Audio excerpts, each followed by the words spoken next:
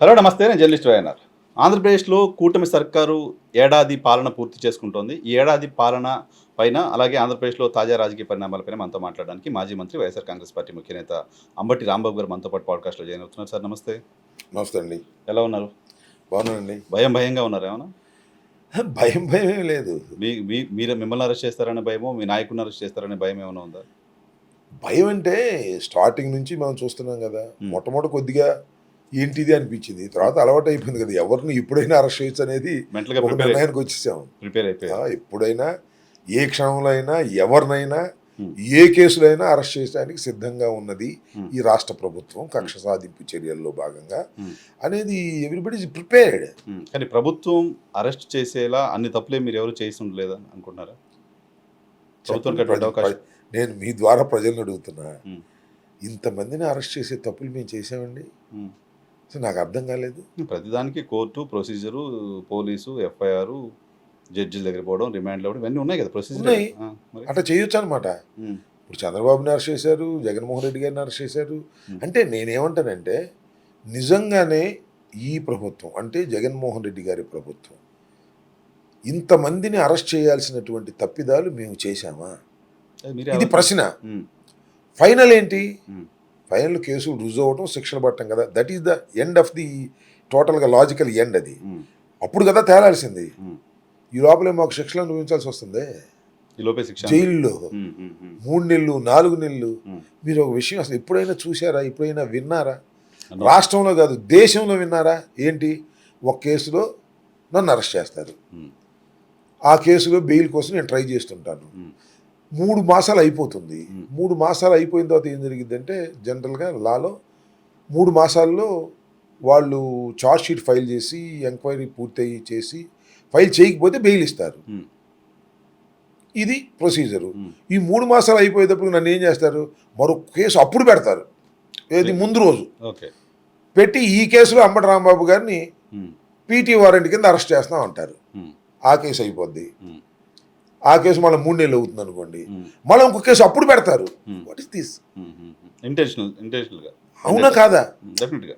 ఇప్పుడు నేను నేరం చేశాను అనుకోండి, ఫర్ ఎగ్జాంపుల్. అంటే ఇప్పుడు పేర్లు ఎందుకు కానీ నా మీద పెట్టుకుంటాను కాసేపు. నేను నేరం చేసింది ఇప్పుడు నేను అధికారంలో ఉన్నప్పుడు నేరం చేశానని కదా మీరు. అప్పుడు కేసు రిజిస్టర్ కాలేదు, ఇప్పుడు కేసు రిజిస్టర్ చేస్తారు. పోనీ ఇప్పుడు ఇమీడియట్గా చేస్తారా? చేయరు. ఈ కేసులో నాకు బెయిల్ వచ్చేటటువంటి సమయం వచ్చేటప్పుడు అప్పుడు కేసు రిజిస్టర్ చేస్తారు. సరే, అది చట్టమే కదా, చట్టమే. కానీ ఈ ప్లాన్ అంతా చూస్తుంటే అర్థమవుతుంది ఏంటి, దిస్ ఇస్ ప్యూర్లీ హెరాస్మెంట్ అని అర్థమవుతుంది కదా. Common sense point. ఇవన్నీ చివరికి క్వశ్చనబుల్. ఫైనల్గా విచారణ సమయంలో, విచారణకు వచ్చిన తర్వాత ఒక్క కేసు నిలబడితే నన్ను అడగండి, నిలబడవా? ఒక్క కేసు కూడా నిలబడదు. అన్ని ఎక్విటల్ వస్తాయి. ఎక్విటల్ అయ్యేదాకా పనిష్మెంట్ కదా. ఇది 3 నెలలు 4 నెలలు 100 రోజులు, నెల 15 రోజులు. సో మీరు శిక్షలు అనుభవించడం, కేసులు పెట్టించుకోవడం ఒక ఎత్తు అయితే, మొత్తం జనాల్లో వైఎస్ఆర్ కాంగ్రెస్ పార్టీ వాళ్ళు నేను తప్పులు చేశారు కాబట్టి ఇప్పుడు శిక్ష అనుభవిస్తున్నారు లాంటి ఒక ఇంప్రెషన్ తీసుకొచ్చే ప్రయత్నం ప్రభుత్వం. ఆ ఇంప్రెషన్ ఎక్కడ నాకు కనిపించలేదు. నేను కాసేపు న్యూట్రల్గా ఆలోచిస్తా, నాకు ఎక్కడ కనిపించలే. జగన్మోహన్ రెడ్డి గారిని తప్పులు చేశాడు కాబట్టి, లేదు వైఎస్ఆర్ కాంగ్రెస్ పార్టీ నాయకులని తప్పులు చేశారు కాబట్టి. ఒకరిద్దరు విషయంలో ఉందా అది? ఒకరిద్దరు విషయంలో ఉందా? ఒకళ్ళకి ఆ కేసులో లేదు, వాళ్ళ మీద పెట్టిన కేసులు లేదు. వీళ్ళు అప్పుడు అట్టా మాట్లాడారు, ఇప్పుడు ఇట్టా మాట్లాడారు అనేటువంటిది ఉంది తప్ప ఆ కేసులో లేదు. వాళ్ళ మీద ఏ అభియోగం అయితే పెట్టారో దట్ ఈస్ ఫాల్స్ అని తెలుసు. అసలు కేసు అంటే కూడా జనాలకి ఎవరికి తెలియదు. సో ఇవన్నీ వల్లభనేని వంశీ గారి కేసు 2019లో టీడీపీ ప్రభుత్వంలో తప్పుడు ఇళ్ల పట్టాలు ఇచ్చారని ఇప్పుడు కేసు పెట్టారు. అది టీడీపీ గవర్నమెంట్ కదా నిజానికి. ఏంటి వాట్ ఇస్ దిస్? అప్పుడు టీడీపీ ఎమ్మెల్యే అయితే వల్లభనేని వంశీ కొంత క్రాస్ అయి మాట్లాడాడు, కొంత వ్యక్తిగతంగా అనకూడని మాటలు అన్నాడు అనేది వాస్తవం. ఎందుకు వాస్తవం అంటే ఆయన ఒప్పుకున్నాడు, అది పొరపాటు అయిపోయింది, వెనక్కి తీసుకుంటున్నాను, నన్ను క్షమించమని అన్నాడు. ఇప్పుడు ఏంటి, వల్లభనేని వంశీ మీద పెట్టినటువంటి కేసులన్నీ ఫాల్స్ అని తెలిసినా వల్లభనేని వంశీ అనే వ్యక్తి అప్పుడు అలా మాట్లాడాడు కాబట్టి మోరల్గా జరగాల్సింది అనేటువంటి వర్గం ఉండొచ్చు, నేను కాదన్నా. కానీ ఏంటి ఫాల్స్ కేసులు పెట్టి, ఆ కేసు పెట్టి పని నువ్వు చేస్తే అది వేరే విషయం. ఫాల్స్ కేసులు పెట్టి నువ్వు కక్ష తీర్చుకుంటూ ఒక రాక్షసానందాన్ని పొందుతున్నావు అంటే ఒక మార్గం చూపిస్తున్నావు కదా. రేపు కూడా ఏదైనా కొత్త ప్రభుత్వాలు వచ్చినప్పుడు జగన్మోహన్ రెడ్డి గారి వయసు రౌండ్ 50, ఉమ్, నా వయసు రౌండ్ 70. ఉమ్, నేను ఉండకపోవచ్చు, ఉమ్, కానీ జగన్మోహన్ రెడ్డి గారు ఇంకా 20-30 సంవత్సరాలు రాజకీయాలు చేస్తాడుగా. ఉమ్, ఆ? రేపు నెక్స్ట్ ముఖ్యమంత్రి అవుతాడని మేము అనుకుంటున్నాం అనుకోండి, ఉమ్. పోనీ నెక్స్ట్ ముఖ్యమంత్రి గారు ఆ తర్వాత ఆయన అవుతాడుగా. ఉమ్, ఇప్పటికైనా ఛాన్స్ వస్తుందిగా. ఉమ్, వచ్చినప్పుడు ఇదే మార్గాన్ని అనుసరించాలనే కదా మీరు చెప్తుంది. ఉమ్.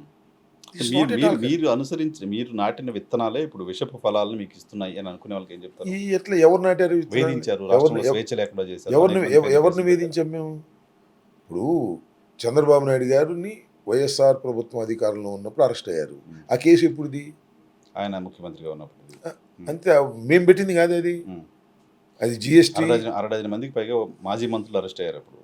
అయ్యారు, ఎమ్మటే వచ్చేసారు, ఉమ్, ఎమ్మటే బెయిల్ తీసుకొచ్చారు. ఉమ్, మాజీ మంత్రి గారు ఇప్పుడు వ్యవసాయ మంత్రి గారు ఉన్నాడు, అరెస్ట్ అయ్యాడు, అసలు జైలుకి వెళ్ళలేదు, ఆసుపత్రికి వెళ్ళిపోయాడు. ఉమ్, ఇవాళ వంశీ ఆసుపత్రికి వెళ్తే హాస్పిటల్ దగ్గరే బట్టలు కూర్చుంటున్నారు పోలీసులు. ఉమ్, డాక్టర్ గారు మీరు హాస్పిటల్ చేర్చుకోండి ఒప్పుకోం ఉమ్, అని అంటున్నారు. ఉమ్, ఇవన్నీ this all managing, everybody knows it. Um, um, but కానీ చెప్పే ధైర్యం లేదు ఎవరికైనా, సామాన్యులకు ఉండదు. ఉమ్, మా బోటోళ్ళు చెప్పగలుగుతాం కానీ సామాన్యులు ఉండదు. మేమంటే కాస్త తెగించేసాం, ఇంకా ఉమ్, మాకు ఏమైతే అయిందిలేమనేటువంటి భావనలోకి వచ్చేసాం. ఉమ్. కాబట్టి మేము మాట్లాడగలుగుతున్నాం, సరే. సామాన్యులు మాట్లాడలేరు కదా. మీరు కాస్త ఓపెన్గా మాట్లాడతారు కాబట్టి అడుగుతున్నా. నారా లోకేష్ రెడ్ బుక్ చూపించి రెడ్ బుక్ అంటున్నప్పుడు మీకు చాలా కామెడీ అనిపించింది కదా? ఇప్పుడు కూడా కామెడీనే.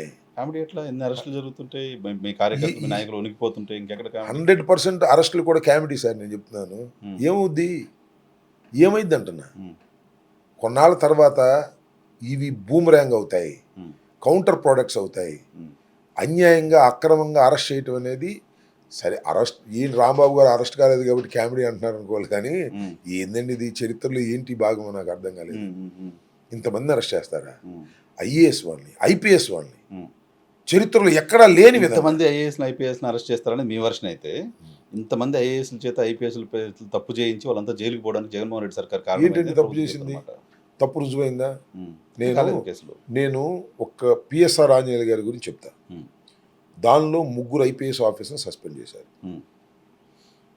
ఆమె పేరేంటి, జత్వానీనో ఒక జత్వానీ, మహిళను అరెస్ట్ విశాల్ చేశారు. గున్ని గారు, క్రాంతి ఇట్ గారు. Is a part of the duty. Um, అంటే either it is a false case or genuine case, that will be decided by the court. Um, ఎప్పుడు? End of the day. Um, నువ్వు false case అంటే ఏంటి ఇప్పుడే? ఆ case మీరు ఇందాక అన్నారు కదా కోర్టులో, ఆ కేసులో, జత్వానీ కేసులో ఉమ్, ఆమె మీద ఎఫ్ఐఆర్ రిజిస్టర్ అయింది. ఉమ్, వెళ్ళి బొంబాయి వెళ్ళారు, ఉమ్, ముంబై. ఉమ్, అక్కడ పోలీసులను కన్సల్ట్ చేశారు, ఉమ్, అక్కడ పోలీసులు అరెస్ట్ చేశారు, ఉమ్, అక్కడ పోలీసులు అరెస్ట్ చేసి అక్కడ కోర్టులో ప్రొడ్యూస్ చేశారు. ఉమ్, అక్కడ ట్రాన్సిట్ కోసం వారెంట్ తీసుకున్నారు, ఉమ్, ఆమెను తీసుకొచ్చారు, ఉమ్, ఇక్కడ కోర్టులో ప్రొడ్యూస్ చేశారు, ఉమ్, ఇక్కడ కోర్టు రిమాండ్ ఇచ్చింది, ఉమ్, ఇక్కడ కోర్టు రిమాండ్ ఇచ్చిన తర్వాత ఇన్వెస్టిగేషన్ తీసుకున్నారు, ఉమ్, ఇన్వెస్టిగేషన్ చేశారు, ఉమ్, మళ్ళీ ఇన్వెస్టిగేషన్ అయితే కోర్టుకు హాజరుపరిచారు, ఉమ్, మళ్ళా కోర్టులో బెయిల్ వేసుకున్నారు, బెయిల్ మీద వెళ్ళారు. Um, it's a part of the duty కదా పోలీస్.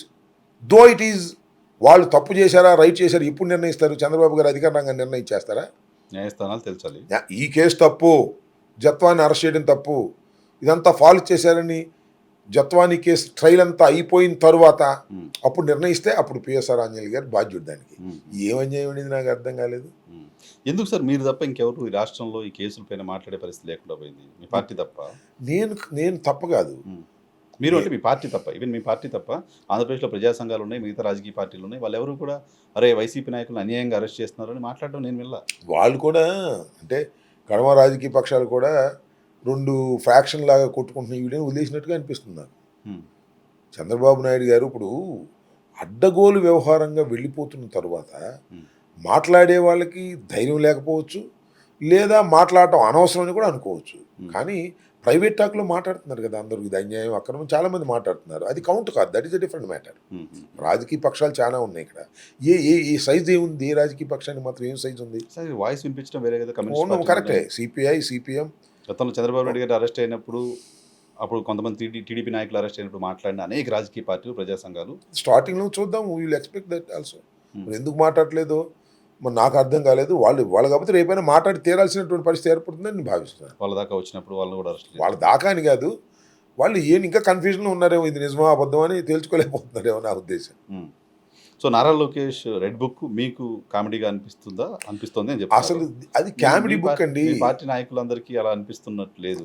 నేనేమంటానంటే పోసాని గారికి, వంశీ ఇప్పుడు గారికి. ఈ అరెస్టులు, ఇప్పుడు అదేదో స్వామి చెప్పినట్టుగా ఇవాళ అరెస్ట్ అయితే ఇది నారా లోకేష్ బుక్ నుంచి వచ్చింది అనేటువంటి భావన కల్పిస్తూ ఉంది.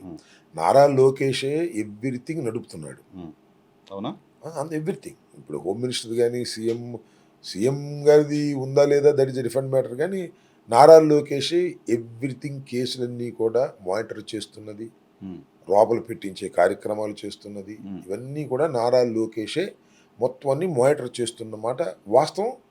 ఇది బహిరంగ రహస్యం, ఎవరు ఒప్పుకోకపోవచ్చు, రుజువు లేకపోవచ్చు. కాబట్టి నారా లోకేష్ నడుపుతున్నటువంటి ఈ రాజకీయం వికటించదు అనేది ఏం గ్యారంటీ లేదు కదా. చరిత్రలో ఇన్ని చూసాం సార్. చర్యకు ప్రతిచర్య న్యాచురల్ రియాక్షన్ ఉంటుంది కదా. ఇప్పుడు ఇందిరాగాంధీ ఎంతమందిని లోపలేసింది. అప్పుడు మీకు తెలియదు, నేను ఎమర్జెన్సీ టైంలో కూడా మేము చదువుకుంటున్నాం. ఏమైంది అంటున్న తర్వాత ఇందిరాగాంధీ ఓడిపోయింది కదా. తర్వాత మళ్ళీ అధికారంలోకి రావచ్చు, that is a different matter. డెఫినెట్గా దాని రియాక్షన్ ఉంటుంది పబ్లిక్లో. పబ్లిక్ ఇప్పుడు మాట్లాడకపోవచ్చు, బట్ మాట్లాడవలసిన సమయంలో డెఫినెట్గా మాట్లాడతారు. సో ఆ నెగిటివిటీ ఉందా సార్ పబ్లిక్లో, క్షేత్రస్థాయిలో ఉందా? I believe it. ఈ సంవత్సర కాలంలో ఏ రాష్ట్ర ప్రభుత్వము, ఆంధ్రప్రదేశ్లోనే కాదు భారతదేశంలో ఏ రాష్ట్ర ప్రభుత్వము కూడా సంవత్సర కాలంలో రావలసిన నెగిటివ్ కన్నా 100 రెట్ల నెగిటివ్ని ఇక్కడ ఇది తెచ్చుకుంది తెలుగుదేశం పార్టీ అనేది నా అభిప్రాయం. చంద్రబాబు నాయుడు గారు ముఖ్యమంత్రిగా 13 ఏళ్ల టెన్యూర్ మీరు చాలా దగ్గర నుంచి చూసారు, యాక్టివ్ పాలిటిక్స్లో ఉన్నారు కాబట్టి. ఆ 13 ఏళ్ల టెన్యూర్ని 1 ఇయర్ టెన్యూర్ని కంపేర్ చేసినప్పుడు ఏమనిపిస్తుంది సార్? చంద్రబాబు నాయుడు గారు 13 ఏళ్ల టెన్యూర్లో ఆ 10 ఇయర్స్ తీసేయండి. 10 ఇయర్స్ అంటే జగన్మోహన్ రెడ్డి గారు రాకముందు ఉన్నటువంటిది, that is a different matter. అదేంటి, ఒక జాతీయ పార్టీ, ఒక ప్రాంతీయ పార్టీ. చంద్రబాబు నాయుడు గారికి జాతీయ పార్టీలో కూడా ఒక వర్గం ఉండేది, అది కూడా మేనేజ్ చేసుకునేవాడు ఆయన. బట్ ఎప్పుడైతే రాజశేఖర్ గారు వచ్చిన తర్వాత కొద్దిగా స్ట్రెంగ్తన్ అయింది.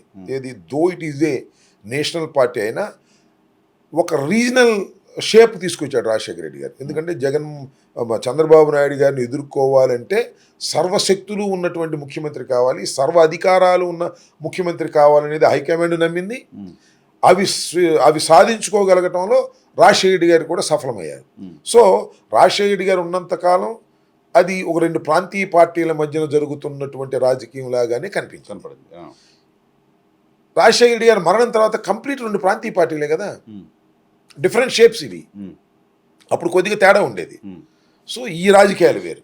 ఈ 10 సంవత్సరాల పాటు జరిగినటువంటి రాజకీయాలు 2 ప్రాంతీయ పార్టీల మధ్యన.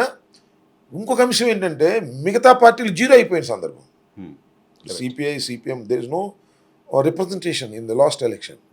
ఈవెన్ జనసేన కూడా there is no representation. Only Telugu Desam, YCP ఒక్కటి మాత్రం జనసేనకు వచ్చింది, ఆయన కూడా న్యూట్రల్ అయిపోయినటువంటి సందర్భం. అప్పుడు జరుగుతున్న రాజకీయాలకి ఇప్పుడు జరుగుతున్న రాజకీయాలకి this is the major difference అని నేను అనుకుంటున్నాను. మధ్యలో అసెంబ్లీలో మాట్లాడుతుంటే ఏ సిపిఐయో సిపిఎంఓ ఎవరో ఒకరు రెచ్చి మధ్యవర్తిత్వం చేసేవాళ్ళు. మొన్న అసెంబ్లీలో మధ్యవర్తం చేసేదానికి అవకాశమే లేదు, పోయినసారి కూడా లేదు. ఎందుకంటే పాలన అంటున్నా, పాలన ఈ అరెస్టులు ఇప్పుడు 1 ఇయర్లో ఇంత వ్యతిరేకత, ఇంత అరెస్టులు ఇవన్నీ అంటున్నారు కదా సార్. ఇది ప్రారంభమైంది, స్టార్టింగ్ అయింది ఫ్రాంక్గా చెప్పాలంటే జగన్మోహన్ రెడ్డిని అణిచివేయడం కోసం.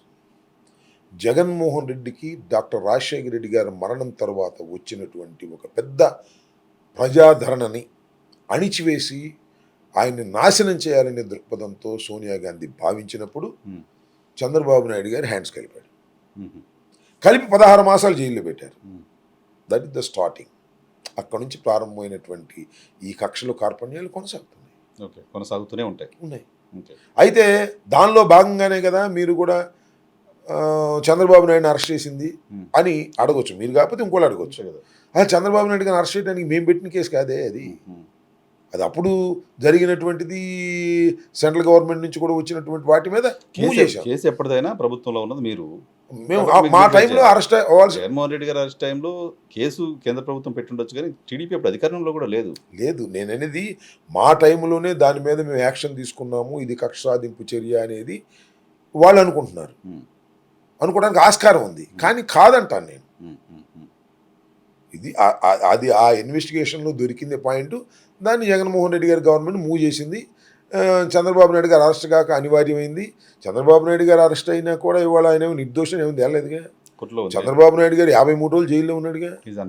చంద్రబాబు నాయుడు గారు కింద లోయర్ కోర్టు బెయిల్ డిస్మిస్ చేసిందిగా, మళ్ళీ హైకోర్టు కూడా బెయిల్ డిస్మిస్ చేసిందిగా. తర్వాత కదా 53 days అయిపోయిన తర్వాత కదా అది కూడా ఇచ్చింది. ఇప్పుడు నీ ఆరోగ్య సమస్యల మీద ఇచ్చారు. దట్ కేసు ఈజ్ దేర్ కదా. అది ఇన్వెస్టిగేషన్ జరగాల్సిందే, ట్రయల్ జరగాల్సిందే కదా.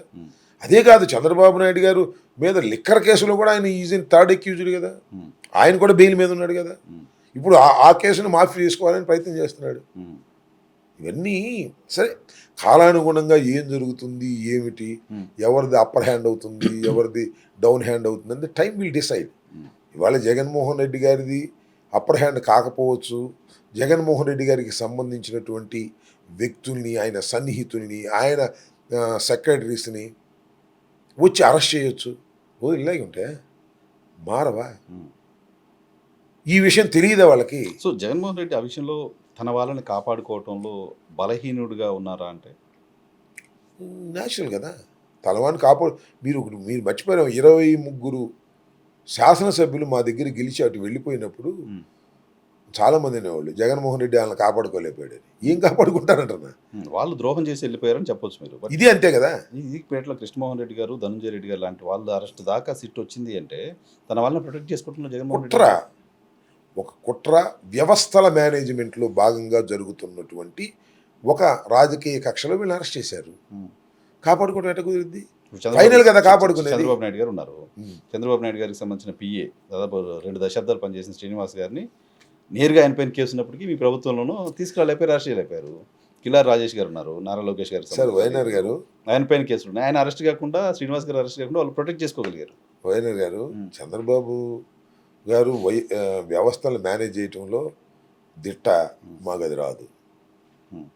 మాకు ఫైనల్ రిజల్ట్స్ మాత్రం మాకు అనుకూలంగా వస్తాయని మేము నమ్ముతున్నాం. Case, trial, we have to face it. మీ పక్కన ఉన్న వాళ్ళు, చుట్టూ ఉన్న వాళ్ళంతా మోరల్గా దెబ్బతినిపోరు, భయపడిపోరు. జగన్మోహన్ ఉన్నాడులే నాకు ధైర్యం ఎక్కడ? మోరల్గా దెబ్బతినిపోవటం కోసమే కదా ఈ సైకలాజికల్ గేమ్.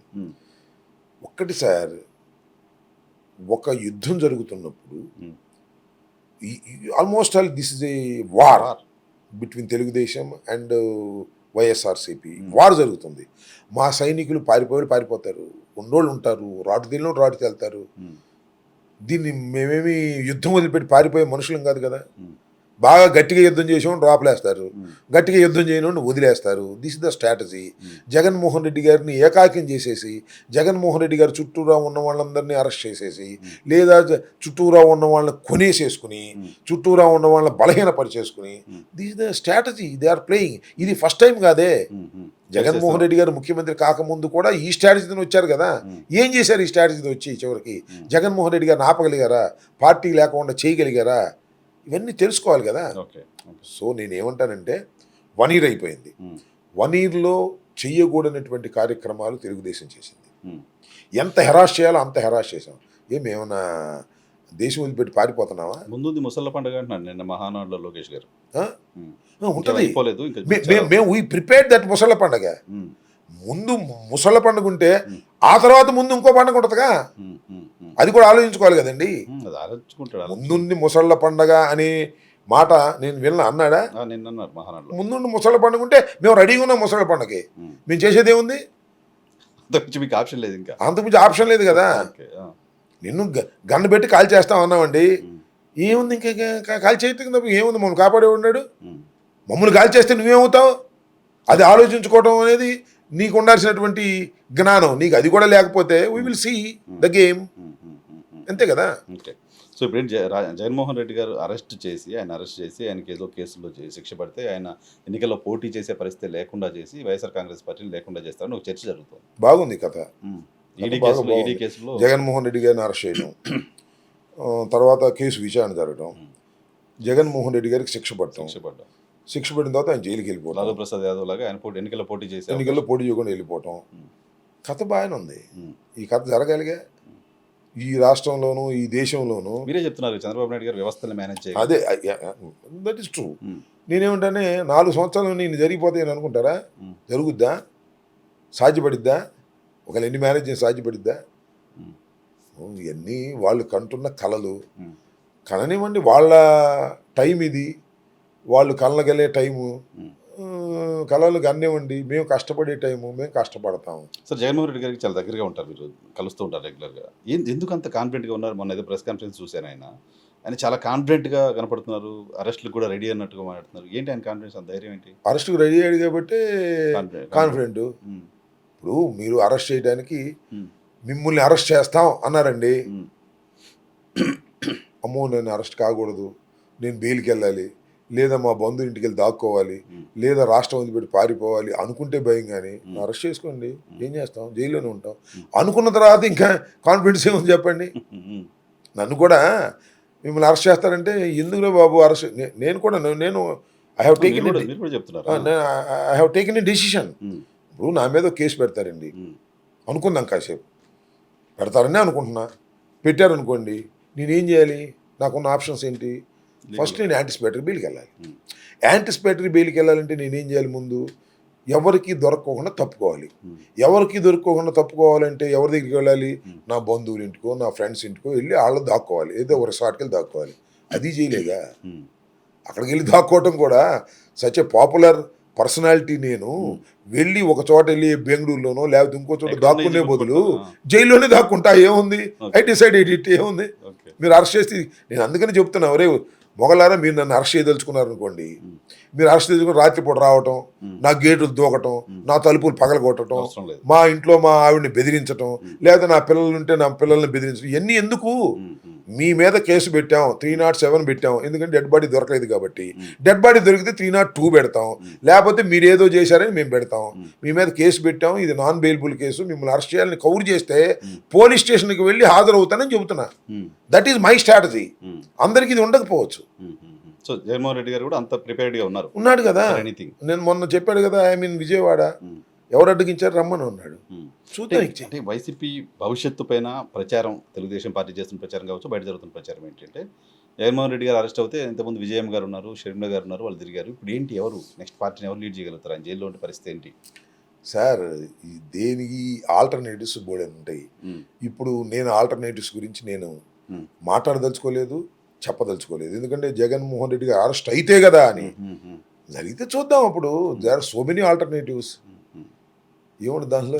ఓకే, ఏడాది కాలంలో సరే కేసులు ఇవన్నీ పక్కన పెడితే సంక్షేమ కార్యక్రమాల అమలుకు సంబంధించి ఏం చెప్తారు? పెన్షన్లు మేము పకడ్బందీగా పర్ఫెక్ట్గా ఇస్తున్నాం అనేది ప్రభుత్వం చెప్తున్నమాట. గ్యాస్ సిలిండర్స్ పర్ఫెక్ట్గా ఇస్తున్నాం అనేది ప్రభుత్వం చెప్తున్నమాట. రాష్ట్రంలో స్వేచ్ఛ ఇచ్చామనేది ప్రభుత్వం చెప్తున్నమాట. సార్, ఒక మాట చెప్తారు, తమ్ముడు తనుడైనా ఉండదున్నట్టు చెప్పాలని. అందువల్ల నేను ఉండదున్నట్టు చెప్తాను. ఒక్క పెన్షన్స్ విషయంలో చంద్రబాబు నాయుడు గారు 4,000 రూపాయలు పెంచాడు. 4,000 రూపాయలు పెంచడమే కాదు, నేను వచ్చిన తర్వాత వెనక బ్యాక్లాగ్ కూడా ఇస్తా అన్నాడు, ఇచ్చాడు. 2 months రివర్స్ చేశాడు. Will give 100 marks to them. ఆ తర్వాత స్టార్ట్ చేశాడు, 3 లక్షల మందిని తగ్గించేశాడు. ఇది తప్ప, ఈ ఒక్కటి తప్ప ఏం చేశాడు చెప్పమని అంటున్నా. గ్యాస్ అంటున్నారు కదా, ఎన్ని గ్యాస్ బండ్లు అండి లాస్ట్ ఇయర్? ఎన్ని కుటుంబాలకి ఇవ్వాలండి? నువ్వు ఎన్ని ఇచ్చావండి? లెక్క చెప్పమనండి. ఇది తప్ప ఏ ఒక్క హామీని నిలబెట్టాడు? మహానాడులో మనం చెప్తున్నారు ఫలానా తారీఖు నుంచి మేము ఇస్తామని. అంటే ఎన్నికలకు ముందు ఇచ్చిన హామీలను మహానాడులో ఆ హామీలను నెరవేరుస్తామని మరో హామీ ఇస్తున్నారు. హౌ రెడిక్యులస్ ఇది దిస్. నువ్వు ఎన్నికలకు ముందు హామీలు ఇచ్చావు, ఇచ్చి హామీలు సంవత్సరం అయిపోయింది. తొలి మహానాడులో చెప్తున్నాడు ఏమని? మేము ఇచ్చిన హామీలను తప్పనిసరిగా నెరవేరుస్తామని హామీ ఇస్తున్నాడు. మళ్ళీ హామీ ఇస్తారు. ఏంది, వాట్ ఈస్ దిస్? అంటే రాష్ట్రాన్ని మీరు విధ్వంసం చేసిపోయారు, అప్పులు పుట్టే పరిస్థితి లేదు, రాష్ట్రం ఎవరు రావట్లేదు, డబ్బులు లేవు, ఎలా అన్ని సర్దుబాటు చిన్నగా స్లోగా చేసుకుంటారు. మరి అప్పులు పుట్టే పరిస్థితి లేకపోతే 52,000 రాజధాని కోసం అప్పెట్ట తెచ్చాయండి. అసలు అప్పుల వల్ల రాష్ట్రం శ్రీలంక అయిపోతుందని చెప్పింది చంద్రబాబు నాయుడు గారు. మరి నువ్వెందుకు అప్పులు తీసుకొస్తున్నావు? ఎక్కడ దేనికి తీసుకొస్తున్నావు? నువ్వు అమరావతి కోసం తీసుకొస్తున్నావు. ఏంటి అమరావతి? నాకు అర్థం కాలేదు. ఇప్పుడు అమరావతి అమరావతి అమరావతి అంటే అమరావతికి మేము వ్యతిరేకం కాబట్టి అమరావతిని చూస్తేనే మేము కళ్ళల్లో నిప్పులు పోసుకుంటున్నాం అని చెప్తున్నారు. కానీ ఏంది అమరావతి? నాకు అర్థం కాలేదు. ఏంటి ప్రపంచ స్థాయి నగరం, నవనగరం? ఎందుకు ప్రపంచ స్థాయి నగరం అంటున్నా? భారతదేశానికి కావాలి ప్రపంచ స్థాయి నగరం. ఆంధ్రప్రదేశ్ ఎందుకు కావాలంటున్నా నేను. ఓ బెంగళూరు లాగా, ఓ హైదరాబాద్ లాగా, ఓ చెన్నై లాగా ఎప్పుడు అవుతాయి? ముంబై బెంగళూరు ఏమైనా నిర్మించారా? హైదరాబాద్ ఏమైనా నిర్మించారా? మనం నిర్మిద్దాం. చంద్రబాబు నాయుడు గారు ఎటువంటి భారీ ప్రాజెక్ట్ నిర్మించే చరిత్ర ఉంది, ఆయన చేయగలరని మోదీ గారు ఇంపాసిబుల్. మోదీ గారు చెప్తున్నారు. ఇంపాసిబుల్. మోడీ గారు చెప్తాడు. మోడీ గారికి చంద్రబాబు దగ్గర 2 సీట్లు కావాలి కాబట్టి మోడీ గారు ఏమైనా చెప్తాడు. ఇంపాసిబుల్. నేను బలంగా చదివి ఇంపాసిబుల్. ఒక రాష్ట్ర ప్రభుత్వం ప్రపంచ స్థాయి నగరాన్ని నిర్మించాలని అనుకోవటం అనేది ఒక పిచ్చి పొరపాటు. దానివల్ల సర్వనాశనం చేసేస్తున్నాడు చంద్రబాబు నాయుడు గారు రాష్ట్రాన్ని. 52,000 కోట్ల రూపాయలు తీసుకొచ్చాడు. ఇంకా 40,000 కోట్లు కావాలని చెప్తున్నాడు. మొత్తం అప్పు తీసుకొస్తాడు. 55,000 ఎకరాలు తీసుకున్నాడు. ఏది పూలింగ్ వల్ల కానీ లేదా ఫారెస్ట్ ల్యాండ్ కానీ. మళ్ళా 45,000 ఎకరాలు కావాలంటున్నాడు. 1,00,000 ఎకరాలు, 1,00,000 కోట్లు. ఏం చేసుకోవాలి? నాకు అర్థం కాల. ఎందుకండి? ఎందుకు ప్రపంచ స్థాయి నగరం ఒక రోజుతో తీర్చిదిద్దబడిద్దా? ఇదేమన్నా real estate వ్యవహారమా?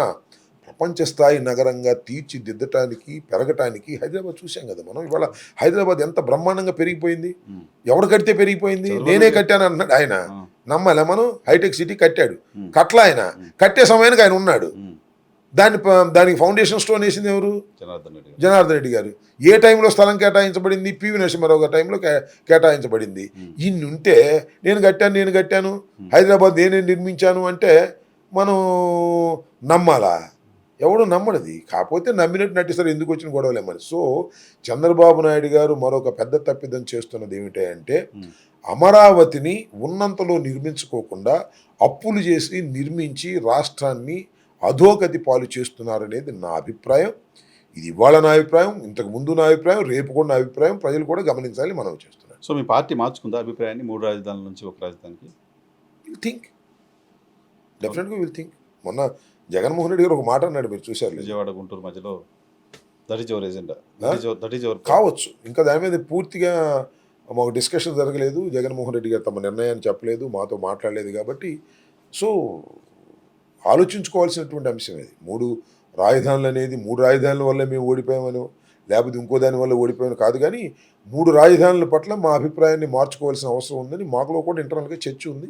Will see later. Okay.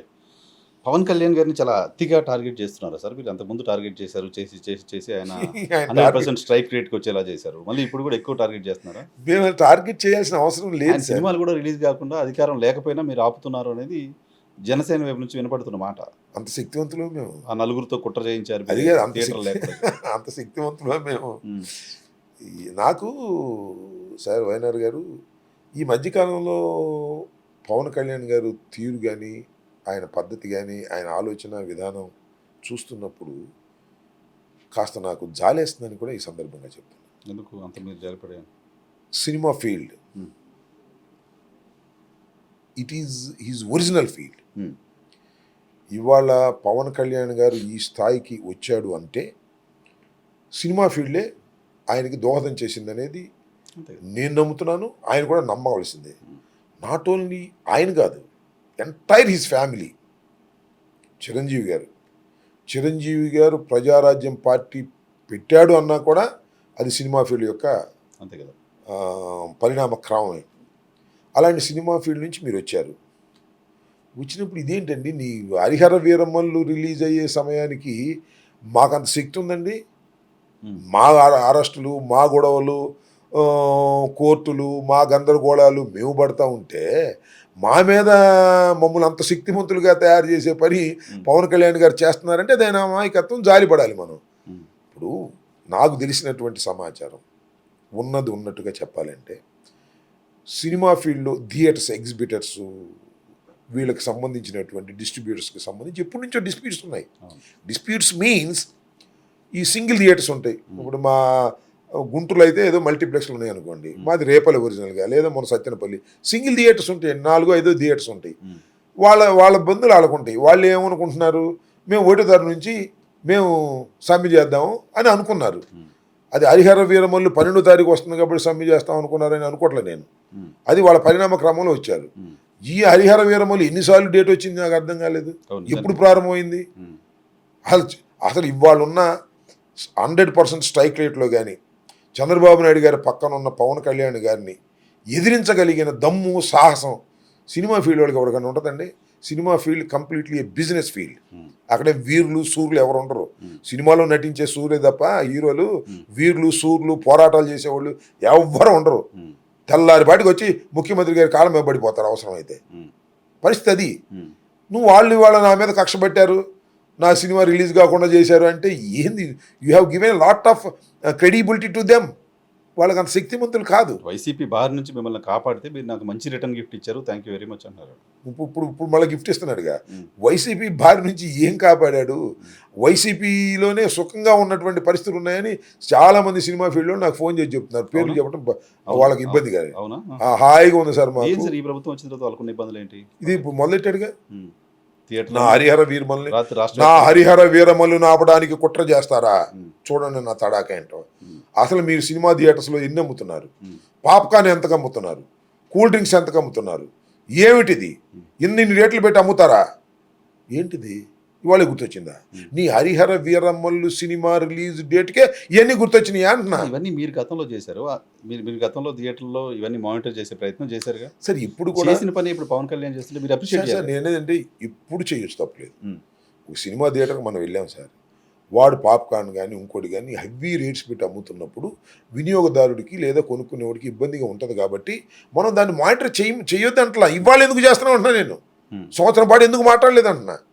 నీ హరిహర వీరమల్లు సమయం వచ్చేటప్పటికే మాట్లాడుతున్నావా? నువ్వు ఒక అపోహలో పడ్డావు. నేను మీ ద్వారా గౌరవ ఉప ముఖ్యమంత్రి గారికి విన్నవిస్తున్నాను, అయ్యా నువ్వు అపోహ పడుతున్నావు. నీ ఎగ్జిబిటర్లు కానీ నీ డిస్ట్రిబ్యూటర్లు కానీ నీ మీద సమ్మె చేసే ధైర్యం లేదు. వాళ్ళు పొరపాటును 1వ తారీఖు అన్నారు, నీకు తెలియక నువ్వు పొరపాటు పడుతున్నావు. భగవంతుడు నిన్ను క్షమించగాక వాళ్ళని వదిలేయి. పార్టీ నాయకుడు సస్పెండ్ చేశారని 20 థియేటర్లు ఉన్నాయట.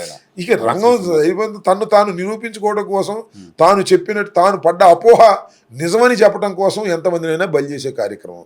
అనవసరంగా ఆ వైసీపీ అది ఆ జనసేన పార్టీకి సంబంధించిన అతను పార్టీ నుంచి పక్కన పెట్టేటువంటి కార్యక్రమాలను వెళ్తున్నావంటే నీ గొయ్యి నువ్వు తవ్వుకుంటున్నారు. పవన్ కళ్యాణ్ గారు కొద్దిగా వెనక్కి తిరిగి ఆలోచించుకోండి. నేనేదో అంబటి రాంబాబు వైసీపీ చెందినటువంటి వ్యక్తి, జగన్మోహన్ రెడ్డి గారి తరపు ఉండే వ్యక్తి కావాలని నామే చెబుతున్నాడని కాదు. నీ మీద ఉన్న గౌరవంతో, సినిమా ఫీల్డ్లో నీకున్నటువంటి గౌరవంతో నీకు మంచి పేరు ఉంది. సినిమా ఫీల్డ్లో తప్పులేదు, నీకు మంచి పేరు ఉంది, చెడ్డ పేరు ఏమి లేదు.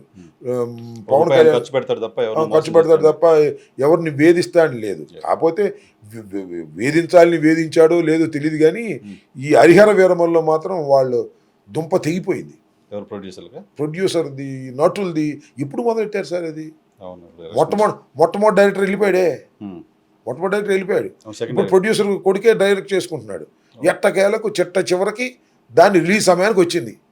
ఇన్ని సంవత్సరాలు పడ్డారు. ఏమండి, ఒక ప్రొడ్యూసరు 4 సంవత్సరాల క్రితం సినిమా ప్రారంభించి ఒక 50 కోట్లు ఖర్చు పెట్టాడు అనుకోండి. 50 కోట్లు వడ్డీయే కదండి ఇది. వాళ్ళు గమనించాలి కదండి. వాళ్ళు టకటక 13 రోజులు 14 రోజులు టక్న చేసేసి రిలీజ్ ఇచ్చేయాలి కదండి. నువ్వు రాజకీయాల్లోకి వచ్చావు, సంవత్సరం నుంచి నువ్వు షూటింగ్కి వెళ్ళవు, ఇవేదో చివరికి కింద మీద పడితే ఇప్పుడు వెళ్ళావు, ఇచ్చావు, అయింది, రిలీజ్ అయింది మళ్ళీ ఒక వివాదం. అంటే ఈ వివాదం వల్ల ఏదైనా ప్రచారం జరుగుద్దని భావిస్తే that is a different matter. అంత చీప్గా ఆలోచిస్తాడని నేను అనుకోను. ఈ వివాదం ఏంటి, ఈ థియేటర్లు ఏంటి, నువ్వు పిలిచి థియేటర్లు అందరూ పిలిచి ఏంట్రా మీ ఇబ్బందులు అని అడిగితే వాళ్ళు చెప్తారు. ఇబ్బంది తీర్చే బాధ్యత నాదంటే మానేసుకుంటారు. ఏంది ఇప్పుడు నీకు వ్యతిరేకంగా సింగిల్ థియేటర్ల వాళ్ళు సమ్మె చేసి జెండాలు బట్టి కార్మికుల్లాగా నీ మీదకి వచ్చే పరిస్థితి ఉందా? ఎందుకు ఇది ఇంత చిన్న విషయాన్ని ఎందుకు ఆలోచించలేకపోతున్నారు? అంటే మీకు అధికారం ఉందనేటువంటి ఆలోచనలో మీ విచక్షణ జ్ఞానం కోల్పోయారా ఏమిటి? ఒకసారి ఆలోచించుకోండి పవన్ కళ్యాణ్ గారు అనేది నేను మీ ద్వారా వారికి చెప్పదలుచుకుని. కొద్దిగా వెనక్కి తిరిగి ఆలోచించుకోండి. మీ ఫీల్డ్ వాళ్ళని మీరు ఇబ్బంది పెడుతున్నారు. చర్చించండి, మాట్లాడండి, సరి చేసుకోండి. సో వ్యక్తులుగా కాదు, సంస్థగా, ఆర్గనైజేషన్స్గా వస్తేనే చర్చిస్తామనేది కూడా ఆయన చెప్తున్నమాట. అంటే ఎవరికి అవసరం ఉన్నప్పుడు ఇప్పుడు ఎవరికైనా సినిమా కావాలనుకోండి, ఆ సినిమా రేట్లు పెంచాలంటే మీరు రావడానికి వెళ్ళలేదు. ఛాంబర్ ఆఫ్ సినిమా వాళ్ళ ఛాంబర్ ఉంది కదా, వాళ్ళ ద్వారా రాదు. వాళ్ళకేం పని అండి? పెట్టుబడి పెట్టినాడు 100 కోట్లు పెట్టుబడి పెడతాడు, 200 కోట్లు పెట్టి, నేను తప్పులేదు. మీరు 200 కోట్లు పెట్టి పాన్ ఇండియా సినిమా తీస్తాడండి, వాడు రేటు పెంచమని అడుగుతాడు, ఇవ్వచ్చు, తప్పులేదు. అంతేగాని ప్రతివాడు నేను 3 కోట్లతో సినిమా తీసిన రేటు పెంచమని పెట్టడం కుదరదు కదా. అలాంటి బెనిఫిట్స్ నువ్వు ఇస్తే తప్పులేదు. That is the purely discussion of the government. నువ్వు అలా ఇచ్చారు, ఇంతకు ముందు ఇస్తున్నారు, వాళ్ళందరూ ఛాంబర్ నుంచి రావాలంటే ఛాంబర్ వాళ్ళకి ఏం పట్టిందండి? సినిమా తీసినప్పుడు ఛాంబర్ వాళ్ళని మళ్ళీ బతిలాడుకోవాలి. థర్డ్ అంటే పార్టీ ఇది ఎక్కడి నుంచి వచ్చింది? ఇది ఈ మాట ఎక్కడి నుంచి వచ్చింది? పవన్ కళ్యాణ్ గారికి హరిహర వీరమల్లు వేషంలో కోపం వచ్చినప్పుడు, థియేటర్ల వాళ్ళు సమ్మె చేస్తా ఉన్నప్పుడు దాని నుంచి ఉద్భవించినటువంటి మాట ఇది. సో అది కోపంతో ఉన్నది తప్ప ఈ సినిమా ఇండస్ట్రీ బాగు కోసం చేసింది కాదంటున్నా నేను. సినిమా ఇండస్ట్రీ బాగు కోసం నువ్వు చేసి ఉంటే సేమ్ పాలసీని నువ్వు ఉప ముఖ్యమంత్రి అయినప్పుడు నువ్వు దుర్గేష్ గారికి నువ్వు ఈ శాఖను కేటాయించుకున్నప్పుడు ఆ రోజునే పాప్కార్న్ గురించి మాట్లాడాలి, ఆ రోజునే కూల్ డ్రింక్స్ గురించి మాట్లాడాలి, ఆ రోజే టికెట్ల ధర గురించి మాట్లాడాలి, ఆ రోజునే ఛాంబర్స్ నుంచి రావాలని మాట్లాడాలి.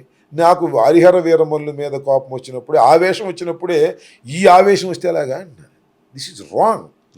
ఆలోచించుకోండి, మళ్ళా పుండు ఆలోచించుకోండి. ఓకే, చివరిగా మీరేంటి భారతీయ జనతా పార్టీకి మీకు ఇంకా కార్డియల్ రిలేషన్ కంటిన్యూ అవుతుందా సార్?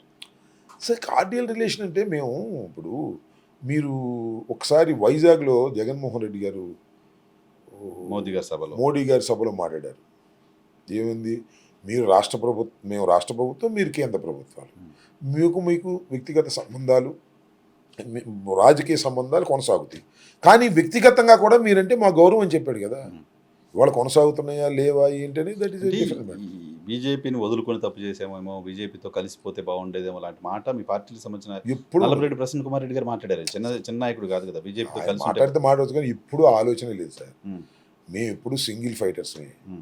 మళ్ళా ఏదో బీజేపీతో కలవకపోవటం వల్ల మేము దెబ్బతినిపోయామనో, లేకపోతే పవన్ కళ్యాణ్ గారిని విపరీతంగా విమర్శించడం వల్ల పవన్ కళ్యాణ్ గారు అటు చేరిపోయటం వల్ల మేము ఓడిపోయామనో, ఇలాంటివి మా దగ్గర లేవు.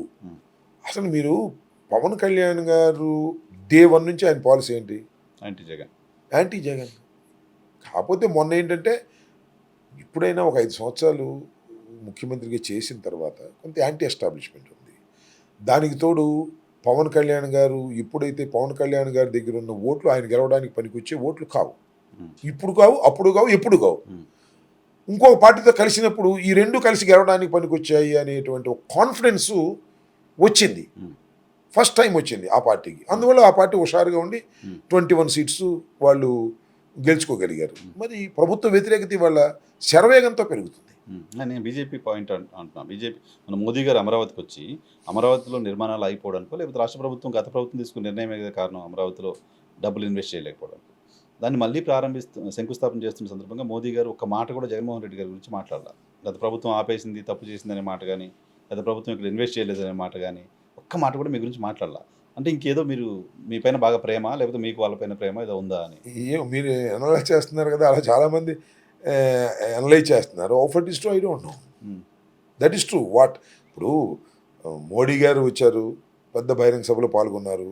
గత ప్రభుత్వం ఈ చంద్రబాబు నాయుడు గారు అంతకుముందే ఈ గత ప్రభుత్వం దీన్ని సర్వనాశనం చేసింది అన్నారు. దాన్ని మోడీ గారు ఎండార్స్ చేయలేదు. అది అందరూ గమనించారు. కారణాలు ఏంటనే దాన్ని నేను విశ్లేషణ చేయలేను. That is true. ఆయన మాట మాట్లాడి తర్వాత ప్రసన్న కుమార్ రెడ్డి గారు మనం బీజేపీతో ఉంటే బాగుంటుంది, ఇప్పటికైనా బీజేపీ ఆలోచించాలంటున్నారు. No sir. సో ఏదో ఒక జాతీయ పార్టీతో రీజనల్ పార్టీస్ కలిసి ఉంటుంది, నేషనల్ వైజ్గా చాలా రాష్ట్రాల్లో చూస్తూ ఉన్నాం, జరుగుతుంది సార్. మేమైతే అప్పుడు ఇప్పుడు కూడా మేము సింగిల్గా కంటెస్ట్ చేయాలనే ఉద్దేశంతోనే ఉన్నాము. లేదు, పోయినసారి మేము సింగిల్గా కంటెస్ట్ చేయకపోవటం తప్పనేటువంటి అభిప్రాయం కూడా మా దగ్గర లేదు. భవిష్యత్తులో ఏమైందని వీ కెనాట్ సే. నాకు తెలిసి భవిష్యత్తులో కూడా మేము సింగిల్గానే ఉంటాం. మార్చుకోవాల్సి వస్తే జగన్మోహన్ రెడ్డి గారు డిస్కస్ చేసినది ఆయన చెప్తే మాట్లాడుతుంది తప్ప టిల్ నౌ మా అభిప్రాయం అది ఈ క్షణం వరకు. రేపు ఎల్లుండి ఏం జరిగింది వీ కెనాట్ సే. పాలిటిక్స్ రేపు ఎల్లుండి ఏం జరుగుతుంది వీ కెనాట్ సే కదా. But my policies from the beginning 3 ఎన్నికల్లో మేము చూసాం. 3 ఎన్నికల్లోనూ సింగిల్గా కంటెస్ట్ చేయడం అనేది మా విధానం. Right sir. చివరిగా మీరు గత ప్రభుత్వంలో టీడీపీని టార్గెట్ చేసిన వాళ్ళలో, ప్రభుత్వానికి సంబంధించిన ఫేసెస్గా ఉన్న వాళ్ళలో మీరున్నారు. ఈ ప్రభుత్వం, కొత్త ప్రభుత్వం వచ్చిన తర్వాత ఈ ప్రభుత్వం టార్గెట్ చేస్తున్న వ్యక్తుల్లోనూ మీరున్నారు. ప్రభుత్వాన్ని లోకేష్ గారు నడిపిస్తున్నారు అనేది కనపడుతోంది, వినపడుతుంది. మీలాంటి వాళ్ళు మాట్లాడుతున్నారు. లోకేష్ గారికి ఒక మాట చెప్పండి. ఏమని? ఈ ప్రభుత్వం నడుస్తున్న తీరుపైన, వాళ్ళు వ్యవహరిస్తున్న తీరుపైన ఒక మాట చెప్పండి. లోకేష్ గారికి ఏమైనా సలహానో, సూచనో, లేకపోతే వార్నింగో. లోకేష్ గారికి సలహా ఇచ్చేటంత పెద్దవాళ్ళం కాదు మనం. ఎందుకంటే లోకేష్ గారు వాళ్ళ నాన్నగారు చెప్పింది వినే పరిస్థితులు లేడు. నాన్నగారు సలహాలే తీసుకోవట్లేదా? పరిస్థితులు లేరు. ఒక అధికారం వచ్చింది, ఉమ్, ఇన్మెచ్యూర్డ్ పొలిటీషియన్, ఉమ్, ఇన్మెచ్యూర్డ్ పొలిటీషియన్కి ఒక అధికారం వచ్చింది. ఉమ్, అధికారం వచ్చిందో దాంతో ఆడుకుంటున్నాడు, ఉమ్, రాబోయే పరిణామాలు ఊహించలేకపోతున్నాడు. ఉమ్, దాన్ని అతను ఎవరు అడ్డుకునేటటువంటి శక్తి ఎవరికీ లేదు. ఉమ్, అతను అనూహ్యమైనటువంటి ఊహకందనటువంటి మెజార్టీతో వాళ్ళు అధికారంలోకి వచ్చిన తర్వాత అది గర్వంగా ఈగోగా మారిపోయింది. ఉమ్, ఒక రాచరిక వ్యవస్థలాగా జీవితాంతం మేమే అధికారంలో ఉంటామనేటువంటి భ్రమ లోకేష్కి ఉంది. ఉమ్, బట్ నారా చంద్రబాబు నాయుడు గారికి లేదు. అది ఉమ్, ఉమ్, ఆ దూకుడు వెళ్ళిపోతున్నాడు లోకేష్. ఉమ్, అది మాత్రం అతను మూల్యం చెల్లించక తప్పదు. Hmm. ఇవాళ రేపా that is a different matter. Hmm. ఈ హ్యాస్ టు పే, డెఫినెట్గా పే చేయక తప్పదు. ఇది రాజకీయ పరిణామ క్రమంలో జరిగేటటువంటి అంశం. చరిత్ర ఇప్పుడు ఒక రకంగా ఉండదు, అనేకమైన చూసాం మనం. అవును, అవును. నేను 89లో నేను శాసనసభ్యుడిని, ఎంతమందిని చూసాం, ఉమ్, ఎంత కింద పడ్డాం, ఎంత మీద పడ్డాం. అయిపోయింది రాజశేఖర రెడ్డి పని అనుకున్న రోజుల నుంచి Hmm. మళ్ళీ రాజశేఖర రెడ్డి ముఖ్యమంత్రి అయ్యాడు. ఉమ్, అయిపోయింది జగన్మోహన్ రెడ్డి పని. 23 శాసనసభ్యుల్ని చంద్రబాబు నాయుడు లాగేశాడు. ఇంకేముంది, పార్టీ క్లోజ్, అందరూ వెళ్ళిపోతున్నారంటారు, రేపు కూడా వెళ్ళిపోతారు, ఎవడు ఉండడు, జగన్మోహన్ ఒక్కడే సింగిల్గా ఉంటాడు అనుకున్న వాడు జగన్మోహన్ రెడ్డి మళ్ళా 151 సీట్లతో అధికారంలోకి వచ్చాడు. ఉమ్, రోజులు ఎప్పుడు ఎలాగే ఉండవు. ఇవాళ లోకేష్, లేకపోతే పవన్ కళ్యాణ్, లేకపోతే చంద్రబాబు నాయుడు గారు, భారతీయ జనతా పార్టీ ఎన్ని కలిసి ఒక బలమైన శక్తిగా రూపుదిద్దుకుని ఉండవచ్చు. ఉమ్, ఇది శాశ్వతంగా ఉంటుందా? ఉంటుంది అనుకుంటే పొరపాటు. ఉండదు అనుకుని పనిచేస్తే జ్ఞానం పెరుగుతుంది. ఉంటుంది అనుకుని పనిచేస్తున్నారు. ఉమ్, దట్టు లోకేష్ గారు చాలా తీవ్రంగా దూసుకు వెళుతున్నాడు. ఉమ్, శభాష్ అని చెప్పేవాళ్ళు ఉంటారు. ఎప్పుడు కూడా మధ్యలో వేసేవాడే తప్ప అబ్బాయి తొందర బ్రహ్మకం చెప్పేవాడు ఎవడు ఉన్నాడు? ఉమ్. ఉంటే ఎవరైనా చెప్తే కూడా అది ఎక్కదు అప్పుడు. ఎక్కదు. మధ్యలో వేసేవాళ్ళు ఉన్నారు, బ్రహ్మాండంగా మధ్యలో వేస్తున్నారు, ఆ దరువులో వెళ్తున్నారు. ఉమ్, చూద్దాం, టైం విల్ కమ్. ప్రతి వారికి ఒక రోజు వస్తుందని ఉంటుంది కదా, um. Time will come. Wait for your time. అంటే మీరు ఇందాక అన్నారు కదా, లోకేష్కి మీరు ఏమైనా సలహా ఇస్తారు. లోకేష్కు సలహా ఇవ్వగలిగినంత పరిజ్ఞానం, ఉమ్, అంత వయసు మాకు లేదు. ఉమ్, ఆయన చాలా అనుభవజ్ఞుడు, వయసులో పెద్దవాడు లాగా ఉన్నాడు, ఉమ్, ఆయన చాలా దూకుడుగా ఉన్నాడు. Um. But Lokesh has to pay, అది మాత్రం చెప్పగలను. Right sir, thank you very much. Thank you. ఇది అంబటరాంబాబు గారితో స్పెషల్ పాడ్కాస్ట్ చూస్తూనే ఉండండి ఈ